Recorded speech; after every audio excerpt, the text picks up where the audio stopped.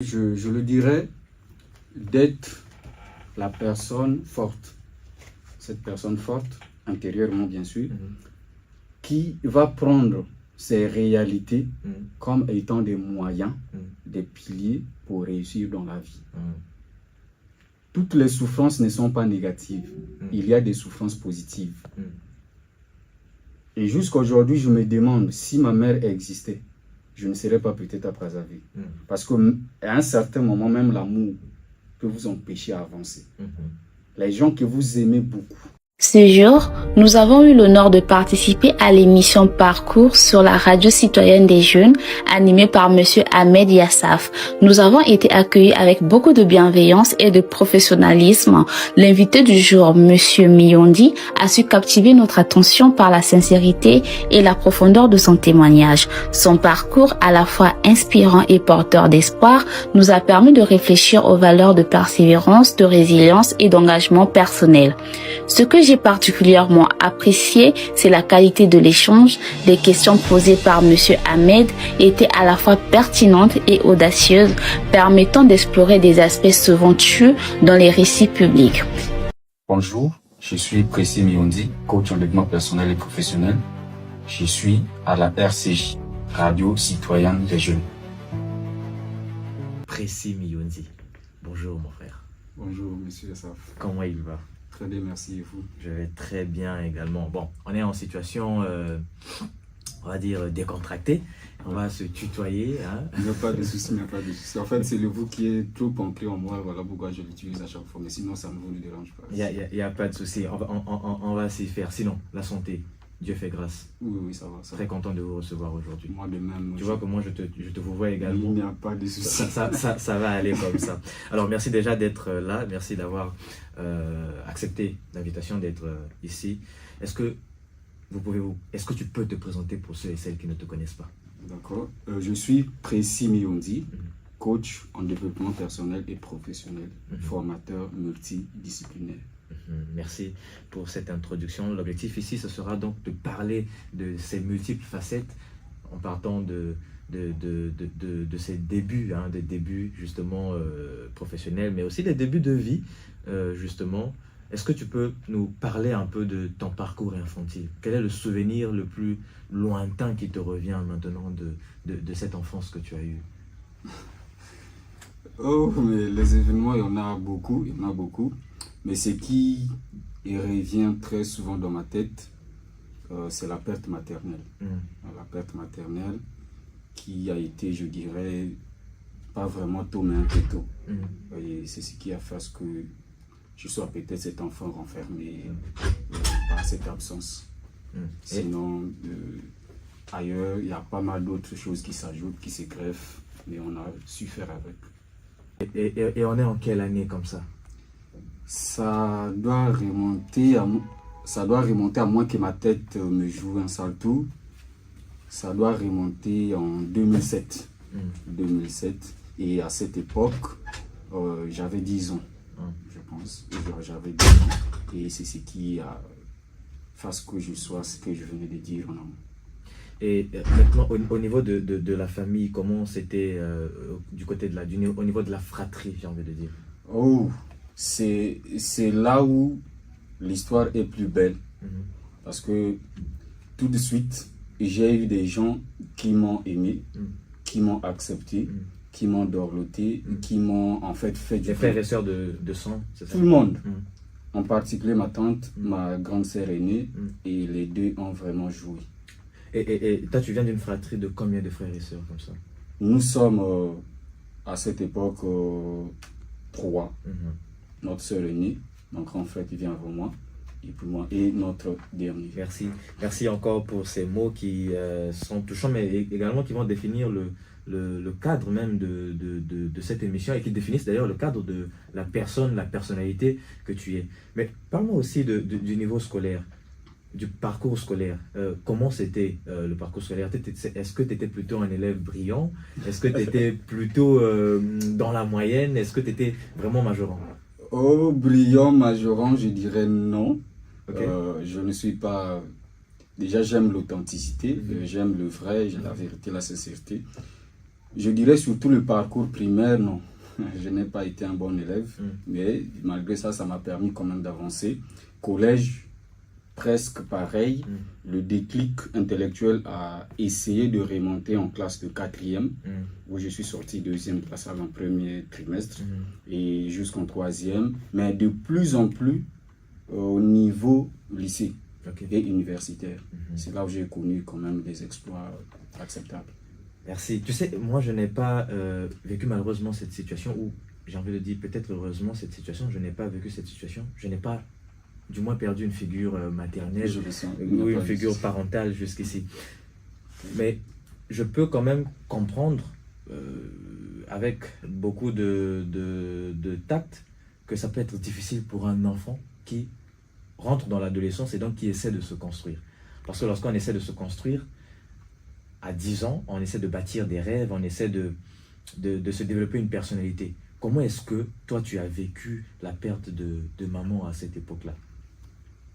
Se reconstruire est une question de mentalité. C'est une question d'entourage. C'est une question de vie personnelle. Je me suis reconstruit lorsque j'ai compris qu'il faut faire avec. Et ça a été quand même difficile? Oui, très difficile. C'est ce qui a fait même l'objet d'un texte que j'ai écrit depuis le collège, je pense, où quelque part je dis, la vie, c'est comme un train en pleine circulation. Et à chaque fois, les gens montent et descendent. Une fois que vous avez perdu un côté maternel ou paternel qui vous soutient au fond ou à fond, après il faut faire avec. Parce que peu importe ce que vous allez faire après, l'histoire ne va jamais changer. Vous voyez? De toute façon, même si on l'a ressuscité aujourd'hui, mais moi-même j'aurais encore peur. Vous voyez? Donc du coup, il faut faire avec et avancer et surmonter en fait tout ce qu'il faut. Et c'est ce qui a fait à ce que je sois cet enfant renfermé à la base et qui a su maintenant se dégager, être dégagé peut-être plus tard. Ça veut dire qu'avant, peut-être, on va rester un peu sur cet épisode, je sais que ça peut être éprouvant, c'est assez sentimental. Ne vous inquiétez pas. Est-ce que, du coup, avant cet épisode, ou avant cet événement, tu étais plutôt dégagé déjà à la base, et cet événement vient te renfermer dans des questionnements, ou est-ce que tu l'étais déjà renfermé et ça s'est accentué? Très bonne question. Je suis né timide. De nature, timide. Je dirais même très timide. Vous voyez? Et avec cet ajout événementiel, ça a encore fait à ce que je rentre dans ma timidité de plus en plus. C'est peut-être plus tard où j'ai compris que la timidité n'a pas sa place lorsque on va y réussir. Vous voyez? Mais à cette époque-là, ou à ces époques-là, j'étais quelqu'un de moins dégagé, quelqu'un de renfermé, quelqu'un de très soucieux même, je dirais. Quelqu'un qui, en fait, s'éloignait des gens. Vous voyez? Je m'éloignais plus des gens, je me sentais libre seul. Si ça se dit bien sûr. Je me sentais heureux seul. Je me sentais moi-même quand je suis seul. Vous voyez? Et du coup, c'était le moment où j'exprimais tout en moi. Soit en pleurant, ça arrivait. Soit par la colère, oui. Soit en exprimant en fait des choses que seul moi-même ne comprenais pas ou comprenais. Vous voyez? Donc du coup, à cette époque, je me sentais plus solitaire et plus timide. Merci en tout cas pour ces mots. Je pense que ces événements, aussi malheureux qu'ils puissent être, peuvent tracer la carrière des gens. Est-ce que déjà toi à cet âge, à 10 ans, on est sensiblement au CM1, CM2? Bien sûr, bien sûr. Avec cet événement qui puisse être tragique, avec ce comportement ou cette nature timide, déjà, est-ce que tu étais quelqu'un qui rêvait grand à cette époque déjà? Est-ce que tu étais quelqu'un déjà qui rêvait grand, qui se voyait avec une carrière, j'ai envie de dire une grande carrière? Ou est-ce que c'était... Parle-moi un peu de tes aspirations ou de tes influences à cette époque. Ok. Vous savez, les rêves sont très fondamentaux. Et généralement, quand on a parfois, on ne se rend pas compte. On ne se rend pas compte. Mais sinon, j'étais quelqu'un à cette époque qui voulait aller très loin. D'abord dans les études. entre griffes, vous comprenez la mentalité congolaise, dans les études d'abord, et beaucoup plus aussi quelqu'un qui voulait faire mieux. Très tôt, je me considérais comme le Joseph de ma famille. Je me considérais comme quelqu'un qui doit aller très loin parce que ma grande sœur a arrêté déjà ses études au collège. Je ne pense pas qu'elle a atteint même la 4e. Et mon grand frère venait à peine. Vous voyez, la preuve en est dans mon histoire, c'est que j'ai fait le BPC, même date avec mon grand frère. On a un écart au moins de 5 ans. Vous imaginez. Donc du coup, tout ça, en fait, ça m'intriguait. Et ça me motivait et ça me maintenait dans la droiture. Ça me maintenait dans la droiture du fait que je me disais non, ça doit changer, ça ne doit pas continuer comme ça. Je dois être quelqu'un qui doit être... En fait, j'aimais les honneurs mérités depuis le bas âge. Et du coup, je me disais, je dois faire quelque chose de bien pour que je sois quelqu'un de très apprécié. La preuve en est aussi que dans ma société où j'ai grandi, parce que je suis de Mosenjo, précisément à Mosenjoga, parce il y a poste et gars. Je suis à Mosenjoga. Et du coup, dans la société où j'ai vécu... Donc à cette époque, on est à Mosenjo. Oui, bien sûr. On n'est pas à Brazzaville. Non. Ok. Brazza, c'est après le bac. Sans les bacs, je n'aurais pas vu ces beaux visages que je vois. Donc du coup, c'est ce qui a fait à ce que je sois quelqu'un de très combattant, très combatif, afin que j'avance. Et comme je disais, dans la société où j'ai grandi, je n'ai pas connu des dégâts peut-être au sens comportemental ou caractériel ou comment non. Mes dégâts sont plus à l'école, au sens positif, hein, parce qu'il y a des dégâts, il ne faut pas prendre ça toujours dans le mauvais côté. Voilà. Et du coup, c'est ce qui a fait à ce que je me voyais déjà avec le poids de la société, avec le poids de ma famille, surtout avec le poids de ma tante. Parce que partout où je vais, elle est dans ma tête. Par rapport à l'influence positive qu'elle a laissée en moi. Vous voyez? Et on va y arriver peut-être plus loin, où je vais encore la citer. Vous voyez, déjà, à cette époque-là, j'étais un enfant qui devrait rester dans la droiture, comme je l'ai dit. Et pas mal de gens aussi à côté qui m'encourageaient, qui me félicitaient. En fait, même là, on a parlé des parcours scolaires. Moi-même, je me considérais comme médiocre, modeste. Mais il y a des gens qui disaient non, ça va. Tu es meilleur. Ça va, tu es meilleur, avance, ça va. Merci en tout cas pour ces mots qui sont, et aussi pour ce témoignage envers la tante, mais toutes les autres personnes également qui ont pu participer à j'ai envie de dire, cette brin d'influence positive qui finalement façonne la façon de voir les choses, la vision. Et on va un peu accélérer dans le temps. Du coup, BEPC, tu valides, toujours élève moyen, baccalauréat, tu valides. Baccalauréat A quand même. Ah, lettres, série A4. Série A4.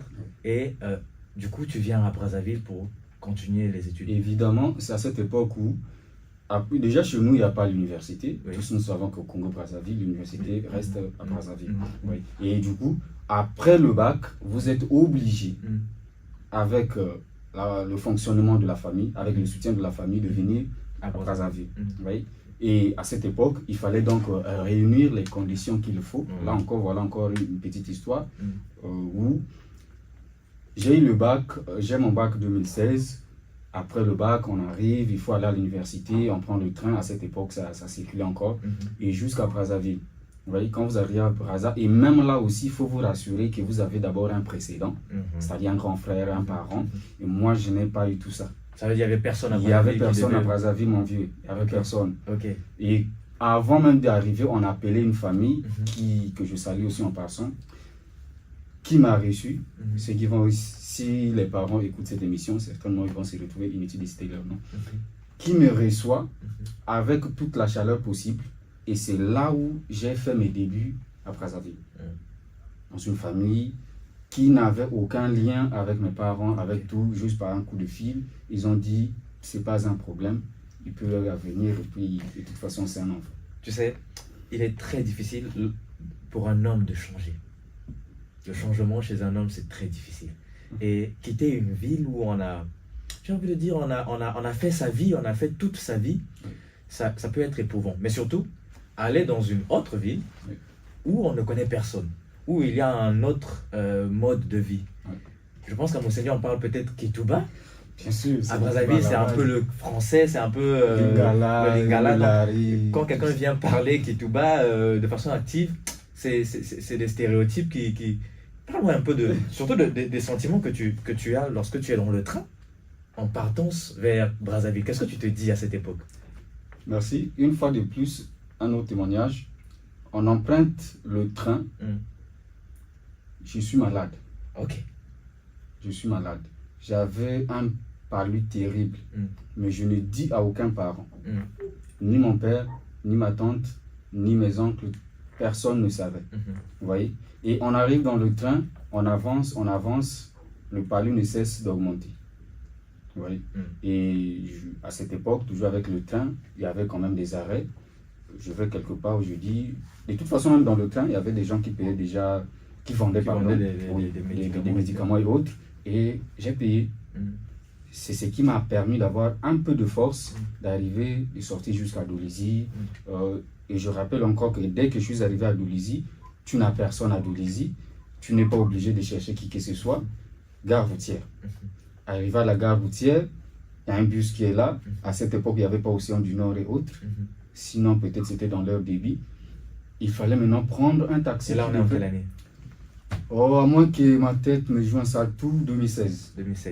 2016. Et je remonte jusqu'à arriver à Brazzaville. Et dès que j'arrive, petite histoire, le numéro de la personne qui devait me prendre ne passe pas.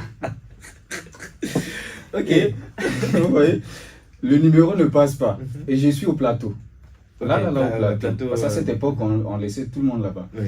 Je suis au plateau, le numéro ne passe pas. Ok. Je ne connais pas Brazzaville, mon fils. Je ne connais pas, je connais personne. Et je vois seulement des voitures qui passent et tout. Je suis d'ailleurs dépaysé, je ne maîtrise rien de la ville. Comment faire? Insister.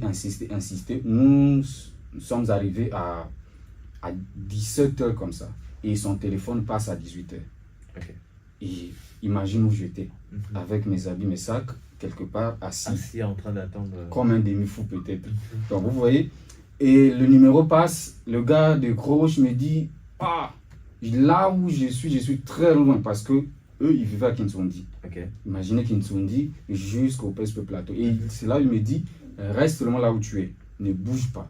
J'arrive, je viens te chercher. Et c'est ce qu'il faut faire. On est allé à la maison. En tout cas, c'était agréable. Tout ce qu'ils ont fait pour moi. On est arrivé, je me suis lavé comme d'habitude. Et puis, voilà, la vie a continué à ce niveau-là. Moi, j'aimerais... Merci déjà pour ces mots. C'est assez caractérisé quand même. C'est assez caractérisé. C'est pas tout le monde qui vit cette histoire. C'est pas tout le monde qui a cette histoire. Moi, j'aimerais quand même que tu me dises comment tu te sens. C'est vrai, c'est ça qui se passe. Les faits sont là. Moi, j'aimerais que tu me dises comment est-ce que toi tu te sens. Est-ce que tu as, à cette époque-là, à ce moment-là, besoin de faire marche arrière? Est-ce que tu te dis, parce que finalement, on se dit que c'est un début tellement difficile qu'on s'imagine la suite. On se dit, peut-être que je serais mieux dans le cocon familial avec sûrement la tante qui était sûrement qui donnait tout. Oui. Qu'est-ce que tu te dis à ce moment? Quels sont tes sentiments? Bon, déjà, le recul n'est pas dans mon ADN. Le recul n'est pas dans mon ADN. Très tôt, j'ai compris, j'évolue avec 3 concepts. Détermination, foi et réussite. Vous voyez, quelqu'un de déterminé ne recule pas. Quelqu'un qui a la foi essaie d'avancer, de faire encore. Et donc, la réussite viendra toujours. Donc, à cette époque, je n'avais pas des idées qui pouvaient me dire non, il faut seulement répartir, faire ceci. Non. Malgré tout ce que j'ai vécu à cette époque, de toute façon, pour moi, c'était un succès. Quelque chose qu'on dit de waouh. Imaginez-moi, natif de Mosenjo, arrivé à Brazzaville, mais pour votre information, le Congo n'existe pas. C'est Brazzaville qui existe. Quand vous arrivez au Congo, vous atterrissez d'abord dans Brazza. Et du coup, à cette époque, c'était déjà un rêve pour moi. Arriver à Brazzaville et faire des études, vous imaginez. Ça veut dire que lorsque vous arrivez, peu importe ce que vous allez rencontrer, vous êtes avec. Mon vieux. Même si un mur en fer, on affronte. On affronte et on avance et tout ira mieux. Ça, c'est super. Mais très content de l'apprendre. Et justement, c'est ça l'objectif de cette émission, c'est de montrer aux jeunes que justement, les personnes déterminées, ils sont. Comme je l'ai dit tantôt dans l'intro, comme on le dit toujours ici, c'est montrer qu'il y en a qui transforment des défis en potentielles opportunités. Ouais. Hein? C'est un défi, c'est vraiment c'est un vrai mur qu'il y a.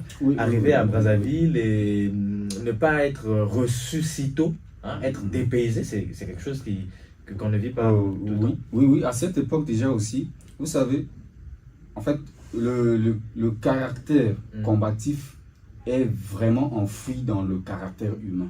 Ok. Ça veut dire quoi? Que lorsque vous développez ça, ça existe. Et un jour, je disais à un ami, vous savez, tous les caractères existent en nous. Okay. Tel que là, vous êtes voleur. Je ne dis pas que vous l'êtes. Mais pourquoi vous ne l'êtes pas? Parce que vous avez en fait empêché, étouffé le côté vol en vous. Vous voyez? Vous avez étouffé ça. Mais sinon, ça existe. Les gens sont devenus des voleurs simplement parce qu'ils ont fait de ça leur profession. Ou du moins leur caractère primaire. Ou du moins leur caractère primaire. Ouais. Vous voyez? Donc, du coup, à cette époque, je me disais que non. Peu importe ce que je vais vivre. Et puis, on venait à Brazzaville dans l'objectif d'honorer les gens. La tante, maman, papa, tout le monde. Tous ceux qui t'ont aidé d'une manière ou d'une autre. Maintenant, peu importe ce que tu vas rencontrer, et surtout quand tu les téléphones, et en fait, pour eux, tu es la lumière.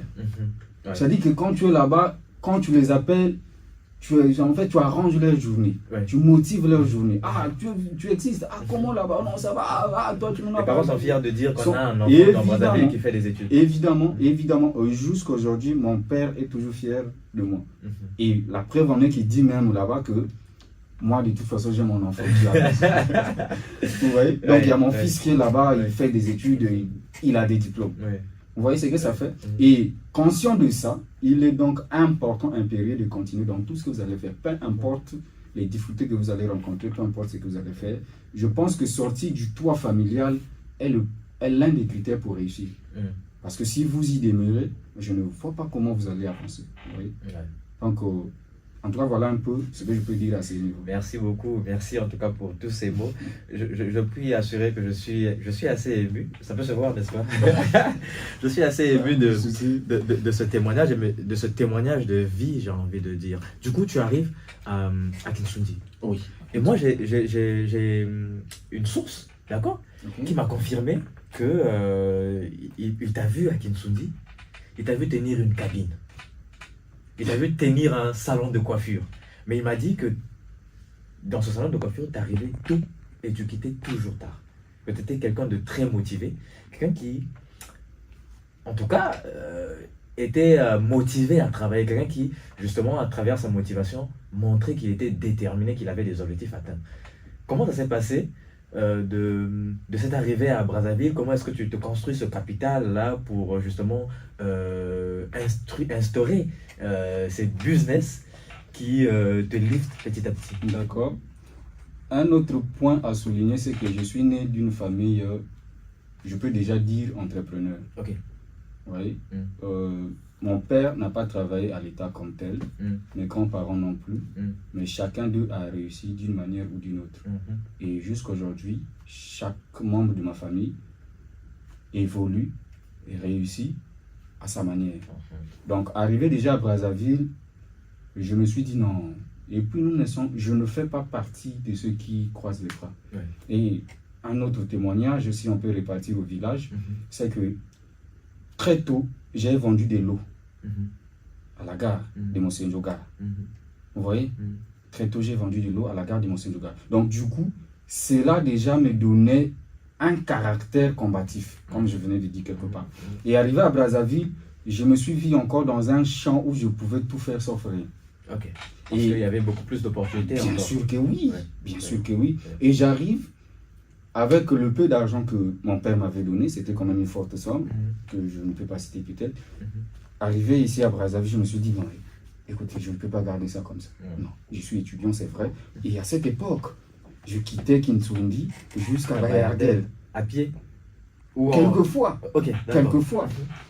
Pourquoi je dis quelquefois? Parce que dans mes débuts, je n'ai pas commencé avec la cabine. La source vous a donné la cabine, mais la cabine était intervenue bien après.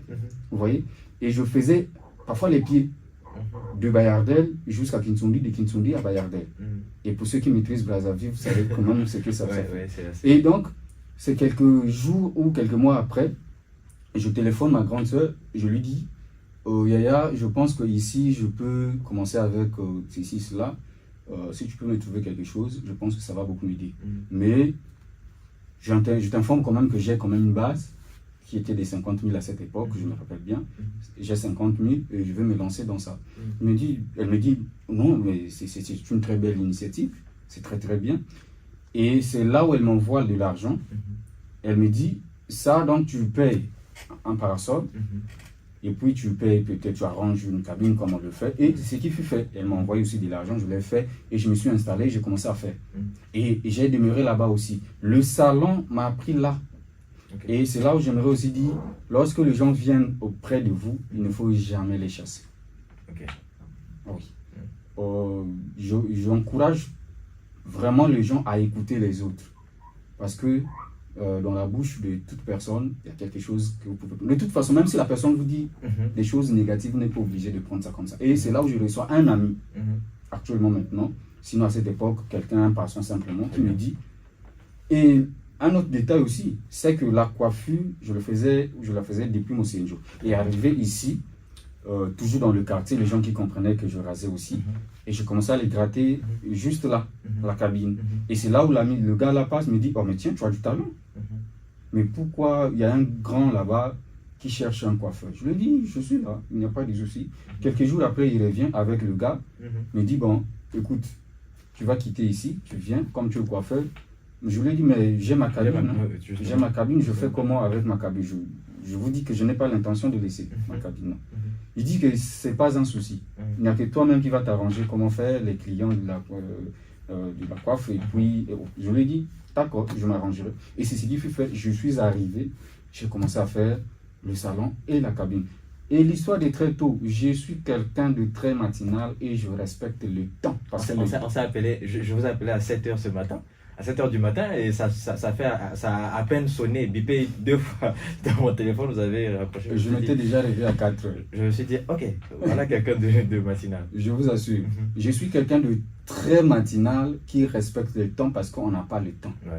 Le temps est précieux, le temps est capital. Et puis, il faut tout faire dans le temps. Moi, en fait, les gens de mon entourage m'appellent parfois chaud. Même ma femme, des fois, elle ne supporte pas ma chaleur. Je lui dis, elle dit, toi, tu es toujours... En fait, il ne faut pas me mettre dans tes histoires là. Si tu veux faire tes choses, il faut faire ça. Tu es trop chaud. Donc, du coup, quand j'ai un rendez-vous, par exemple, je m'attache à ce que ça soit comme convenu. Et quand ça rate, ça révèle tout ce qui est en moi. Vous voyez? Et du coup, à cette époque, je me réveille très tôt, comme on vous l'a dit, très tôt. Et depuis, je peux remonter même depuis 15 ans, je me réveille chaque 4 heures jusqu'à aujourd'hui. Je me réveille chaque 4 heures. La preuve en est que là où je vous ai parlé de mon village ou de ma commune natale, je suis de Mosenjogar. Il n'y a pas le lycée à Mosenjogar. C'est peut-être à peine ou je ne sais pas. Je ne pense pas aussi avec les informations qu'on me donne. Tu dois quitter Mosenjogar pour Mosenjo Post pour aller faire le lycée. Donc le lycée se trouvait à 5 km et dans la forêt. Il n'y a pas quelqu'un à côté, il n'y a pas de murs. Vous voyez? Et du coup, je me réveille très tôt. Et j'arrivais toujours tôt aussi à l'école. Donc la matinalité, c'est quelque chose qui est très enfoui en moi. Et du coup, arrivé même ici, je suis continué avec. Et je le fais toujours. J'arrivais au salon très tôt, j'ouvre, je reçois mes clients. Et en matière de coiffure, c'est la matinalité qui paye, mon frère. Parce que le matin et le soir, les gens sont plus pressés à se faire raser le matin avant de sortir. À midi, ce sont des passants, quelqu'un qui vient visiter, quelqu'un trouve, c'est un salon, bon, je fais quand même, je sais. Mais les gens qui te connaissent viendront très tôt. Et c'est ce que je faisais. Et ça continue. Et à cette époque, je partais toujours à l'université aussi. Vous voyez? Justement parce que, parlons-en, tu as continué, comme tu l'as dit, tu as une licence du coup en littérature. Oui. On va également parler de ça. Donc là, c'était un peu les débuts professionnels. Après, ça a continué. Tu es devenu enseignant également dans des écoles. Vous êtes bien, dans des écoles. Oui. Et petit à petit, tu as évolué jusqu'à devenir coach de développement personnel. La question que moi j'allais poser, c'est est-ce que le développement personnel, c'est quelque chose qui, tu vas le dire justement, qui est relié directement à toi, c'est-à-dire qui est directement relatif à ton expérience de vie, ou est-ce que même sans cette expérience de vie, sans ces difficultés qui commencent très tôt dans la vie, est-ce que tu aurais eu un penchant vers le développement personnel? D'accord. Je pense que je vais commencer avec la définition, justement pour les personnes qui ne... D'accord. Le développement personnel, c'est un travail sur soi pour découvrir la meilleure version de soi. C'est pourquoi ma devise dans le dev perso, c'est travail sur toi pour découvrir le vrai toi. Vous voyez? Donc, le déclic pour faire le développement personnel tient compte de beaucoup de choses. Personnellement, ça tient compte de mon histoire, ça tient compte de la ville où je suis venu faire les études universitaires. Donc, ça tient compte en fait de tout. Et aussi, c'était comme je me suis lancé dans le dev perso, dans l'objectif de combattre l'ancien précis qui n'était pas bon. Ok. Vous voyez? Timide, calme, ou trop timide, trop calme, c'est déjà un caractère négatif. Vous voyez? Et aussi, arriver, l'intelligence est là, c'est vrai, mais tu n'es pas courageux. Or, le courage fait partie des caractères des leaders. Tu ne peux jamais faire de grandes choses si tu n'es pas courageux. En tout cas, il faut laisser. Et du coup, je me suis dit, non, si je reste dans cet état, ça ne va pas faire bien. Ça va pas... Donc, du coup, j'ai décidé de transformer moi-même en une personne forte à l'intérieur et aussi, peut-être physiquement, à avancer, à affronter les réalités de la vie. Vous voyez? Donc, du coup, le développement personnel, ma rencontre avec elle, et aussi, peut-être un détail, il faut écouter les gens, comme je l'ai dit quelque part, il faut écouter les gens, l'entourage. Je ne me suis pas lancé dans le développement personnel personnellement. Si ça se dit, bien sûr. Ça peut. Comment ça s'est produit? Je travaille quelque part, quelqu'un me dit, toi tu es fait pour ça. Toi tu es fait pour conseiller les gens. Toi tu es fait pour faire ceci, faire cela. Je pense bien que si tu le fais, ça va bien donner. Et c'est la personne, ma femme. Vous voyez, c'est elle qui détecte ça en moi. Donc c'est elle ma prophétesse. Elle dit, si tu fais ça, ça va bien marcher. Et je pense bien que ça va aller. J'ai banalisé. Et un jour, ensemble, elle me fait visualiser une vidéo de Sonic Kourou. Je pense que la vidéo parlait de Barack Obama, son histoire, et des choses comme ça. Je me suis dit, tiens, mais il y a aussi ça qui existe. Mais c'est intéressant. Oh non, mais c'est ce que je te disais, la fois des mecs qui n'ont pas géré. Regarde, il y a des gens qui font ça, comme ça, comme ça. Je dis, ça m'intéresse quand même. Et c'est là où je me suis dit, bon, ok, je vais essayer de voir. Et je commençais maintenant à le faire. À le faire jusqu'à ce que, bon, pas peut-être devenir très professionnel aujourd'hui. Sinon, faire de ça maintenant un métier. Voilà. Justement, en parlant du fait que ça soit un métier, moi également, j'en suis adepte de développement personnel. Et j'adore d'ailleurs le développement personnel. Mais aujourd'hui, on est dans une sphère où le développement personnel, surtout au Congo, en Afrique, subit beaucoup de stéréotypes. Les gens pensent que, comme on dit dans notre jargon, c'est des baki. C'est-à-dire que c'est des charlatans. Les coachs de développement personnel, c'est des personnes qui viennent vendre de la dopamine, j'ai envie de dire, éclair. De la dopamine éclair aux personnes. Des menteurs. Oui, c'est des menteurs, c'est des personnes qui viennent vendre du rêve. Est-ce que tu as déjà subi ça? Parce que moi, je sais que tu as déjà, d'ailleurs, justement, coacher les gens. Coacher des gens, tu as eu des marchés à travers ça. Quel est ton rapport? Parle-moi du rapport stéréotype, argent et vision par rapport au développement personnel. D'accord. Vision, argent, développement personnel. Déjà, je dirais qu'on ne rentre pas dans le développement personnel pour se faire de l'argent. C'est archi faux et c'est faux. C'est un travail sur soi pour toi-même. C'est comme si tu construisais ta maison et tu te dis, on doit d'abord me payer avant que je ne construise cette maison. Vous n'êtes pas salarié, bien sûr. Vous voyez? Donc, du coup, c'est un truc en fait. Et puis, il y a un autre truc que je peux ajouter. C'est que, vous savez pourquoi on qualifie des coachs en développement personnel des baki, comme vous avez dit? Pourquoi? Simplement parce qu'ils ne sont pas authentiques. Ils véhiculent les messages ou des informations, je ne dirais pas forcément fausses, mais prise de ça et là et puis collées. Et puis un autre truc aussi, vous n'allez pas prendre la réalité de la France est collée avec celle du Congo, ça ne va pas donner. Voilà. Vous n'allez pas prendre la réalité du Togo collée à celle de Burkina Faso. Vous n'allez pas prendre la réalité gabonaise collée à celle de, je ne sais pas, camerounaise. Vous voyez, ça ne colle pas. Chaque pays, chaque nation, chaque localité a sa réalité. Donc, il faut conseiller en fait les gens en tenant compte de l'environnement. Le Congolais de Brazzaville, qu'est-ce qu'il a besoin? Vous voyez, actuellement, il faut les conseiller sur les valeurs morales. Et puis vous, comme vous le faites, comme je l'ai dit, on ne rentre pas pour se faire de l'argent, non. Moi, personnellement, le développement personnel, depuis que je l'ai commencé, je n'ai jamais, pas jamais, je n'ai pas encore gagné un ticket de 200 000 ou plus. Non. Je ne dis pas que je n'ai pas encore gagné de l'argent pour ça, pas encore, déjà. Mais gagner de l'argent à outrance, pas encore. Vous voyez. Donc du coup, quand vous arrivez dans ces domaines-là, ce qui prime, c'est l'information. C'est en fait le partage. Le partage. Vous voyez, communiquer. Moi, par exemple, j'ai toute une équipe qui me suit. Je passe aux émissions. Vous voyez, je passe aux émissions. Si je paye, vous voyez, et au retour, qu'est-ce que je gagne? Parfois rien. Mais en fait, le développement personnel doit être quelque chose qui t'anime. Par rapport à ton histoire, tu te dis, ça veut dire qu'il y a beaucoup de gens qui partagent cette histoire. Et par rapport à mes messages, ça veut dire que les gens seront édifiés. Les gens seront vraiment dans une atmosphère positive quand ils vont m'écouter. Vous voyez? Et du coup, c'est ce qui m'a plus motivé pour faire le dev perso. Et je me suis rendu compte aussi très tôt qu'au Congo, il y a beaucoup de gens qui souffrent aussi dans le même cadre que moi. Très bien.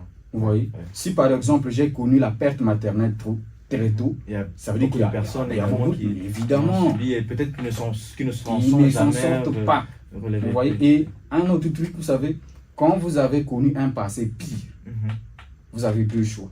Soit vous devenez la pire personne sociale ou la meilleure personne sociale. Il faut faire le choix. C'est pour cette raison qu'il y a nos frères qui se lancent dans du n'importe quoi. Regardez seulement leur passé, vous allez retrouver les traces. Parfois, ce sont des enfants rejetés. Et un enfant, quand il est rejeté, le rejet oblige forcément à faire des choses négatives. En fait, on se venge. On se venge de ce qu'on a connu.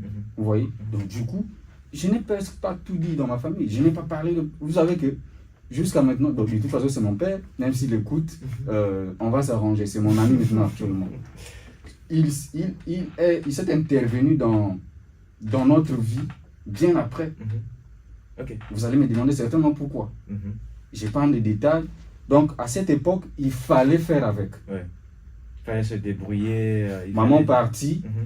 Papa est là, ne vous gère pas. Il n'y a plus de figure parentale. Il n'y a plus de figure parentale. Tu avances, tu continues et tu arrives à Brazzaville, tu fais des humours. Non. Donc, par rapport à cette histoire, je me suis dit, non, il y a des gens qui sont dans ce cas-là. Donc, les coachs en dev perso congolais, je les invite à comprendre d'abord la nature congolaise. Je les invite à avoir des messages porteurs de sens. Soyez authentiques. Mais pas dans des histoires... Non. La vie dans le dev perso n'est pas du copier-coller. Non, vous copiez là-bas, vous collez. Je n'enseignerai jamais les gens des histoires incomprises. De toute façon, tout ce que je dis, d'une manière ou d'une autre, ça fait partie de ma propre vie. Vous voyez? Ça fait partie de ma propre vie. C'est vrai, j'écoute les gens, tel qu'avec vous. Je peux apprendre quelque chose avec elle, avec ceux de là-bas. J'apprends tous les jours. La fois dernière, je vous ai dit que j'écoute. J'apprends. Je fais beaucoup de choses dans la journée. Donc, c'est ce qui fait, en fait, que tu sois quelqu'un... C'est ça qui façonne, en tout cas, la personne. Évidemment. La personne, pardon, qui soit coach peut-être dans un... Et puis le dev perso, il y a des filières. C'est donc je suis dans le développement personnel et professionnel. Ça veut dire que tout ce qui est problème mental ou mentaux, je peux arranger. Vous voyez? Et même des formations aussi, j'en donne. J'ai été déjà consulté par la direction générale de la jeunesse. Vous voyez? Je l'ai fait ici à Brazzaville, au Pont du Djoué. Je l'ai fait aussi à Pointe-Noire, sous leurs frais, sous leur déplacement. Oui, donc du coup, vous pouvez émerger très bien dans le domaine, mais arrêtez d'être dans la fausseté. Arrêtez d'être dans la fausseté. Présentez aux gens ce que... Vous savez, je dis souvent que si vous voulez que les gens vous donnent ce que vous cherchez, présentez-leur ce qu'ils ont besoin. Ouais. Donc, ça fait déjà partie de quelque chose de très bien si vous voulez vous lancer dans ce domaine. Ben, merci. C'est autant pour moi, autant pour toutes les personnes qui nous suivent aujourd'hui, qui suivront cette émission. Mais aussi parce que le temps nous est imparti. On a 5 minutes à peu près pour justement clôturer, empoter cette émission. Mais moi, j'aimerais quand même que tu me parles de la littérature, parce que tu es quelqu'un qui écrit beaucoup. Et d'ailleurs, la personne ma source, m'a dit que tu étais quelqu'un de très discipliné et qui écrit beaucoup, qui écrit des poèmes. Ah oui. Oui. Est-ce que tu penses que, ou du moins, quelles sont les influences littéraires, s'il y en a, que tu as eues, et est-ce que c'est déjà très tôt dans ta vie? Est-ce que c'est déjà depuis Mossédio que tu écris? Ou c'est... quel est le déclic au fait avec l'écriture, rapidement? L'écriture, avec moi, je l'ai commencé très tôt. Très tôt. Déjà, je suis né d'une famille de grands orateurs. Mon grand-père l'est. Et quand on parle beaucoup, ça veut dire qu'on peut aussi écrire beaucoup. Okay. Oui. Et mon père aussi l'est. L'écriture, je l'ai commencé depuis le collège. J'ai commencé à gratter quelques textes, sans connaître vraiment le sens. Au lycée aussi, pareil. La preuve en est que j'ai des textes que j'ai écrits depuis 2015. C'est là où j'ai commencé vraiment avec 14-15. C'est là où j'ai commencé. Et quand j'arrive au lycée, avec la littérature que j'avais choisie comme option, j'ai rencontré aussi des enseignants qui m'ont, vous savez, des profs de français, très souvent, ils motivent les gens dans ces domaines aussi. Et je l'ai rencontré, il m'a encouragé, c'est lui qui corrigeait parfois mes textes, monsieur Jean Bayoundouka. Donc avec lui, j'ai eu le goût en fait de la littérature et j'ai continué à le faire. Et j'écris beaucoup, comme vous l'avez dit. Chaque jour, j'écris au moins 3 ou 4 textes poétiques, tous les jours. Ça, c'est la poésie. Sans oublier ce qui m'arrive à l'esprit que je gratte.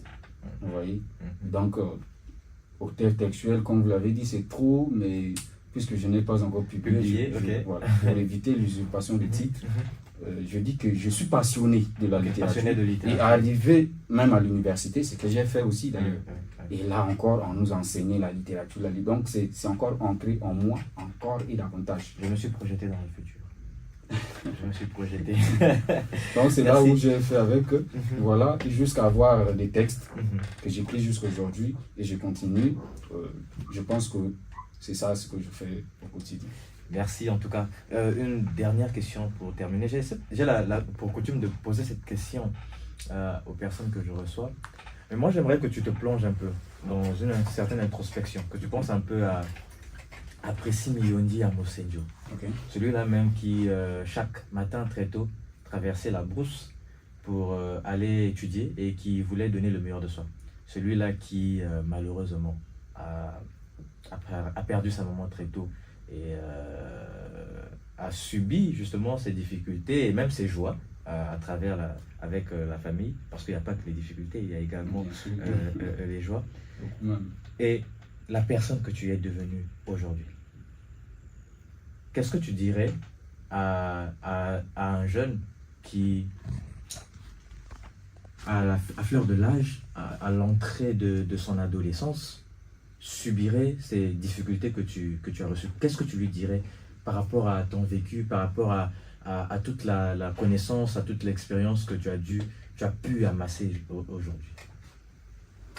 Oui, je le dirais d'être la personne forte. Cette personne forte, intérieurement bien sûr, qui va prendre ces réalités comme étant des moyens, des piliers pour réussir dans la vie. Toutes les souffrances ne sont pas négatives. Il y a des souffrances positives.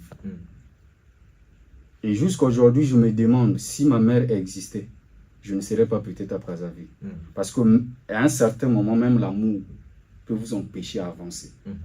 Les gens que vous aimez beaucoup, de toute façon, un autre témoignage à ce niveau, jusque là où je suis, il y a certaines choses, quand je les fais, je n'informe personne. Parce que les gens qui vous aiment vous protègent. Ils jouent à la garde, ou ils jouent à la garde de votre situation. Voyez, donc je dirais à ces jeunes d'être forts, comme je l'ai dit, et de prendre ces réalités comme étant des moyens pour avancer. Et de ne pas jouer au jeu, de ne pas jouer au tsaka comme on dit en l'arrêt. De ne pas faire des histoires n'importe comment, non. De voir sa vie de se considérer comme étant le Joseph de sa famille, de se considérer comme étant le Jésus-Christ de sa famille, de se considérer comme étant ses leaders, ce Mandela ou c'est Barack Obama qui va faire quelque chose dans la vie de sa famille et lutter encore et davantage pour sa famille. Lutter pour soi, lutter pour sa famille, pour sa communauté, parce que nous sortons toujours de quelque part. Et il y a des gens qui vous aiment, qui attendent quelque chose de meilleur, bien sûr. Merci. Merci encore pour ces mots qui sont très touchants, qui sont très motivants, qui sont très inspirants. Je pense que les personnes qui nous auront suivis aujourd'hui seront touchées par ces mots et trouveront d'ailleurs de la force intérieurement afin de puiser dans leur trip pour avancer. C'était Ahmed Yassaf avec Pressimi Yondi. On se dit ciao. Cette émission a été plus qu'un simple entretien, c'était une véritable leçon de vie, une expérience enrichissante à la fois humaine et formatrice que je suis heureuse d'avoir vécue.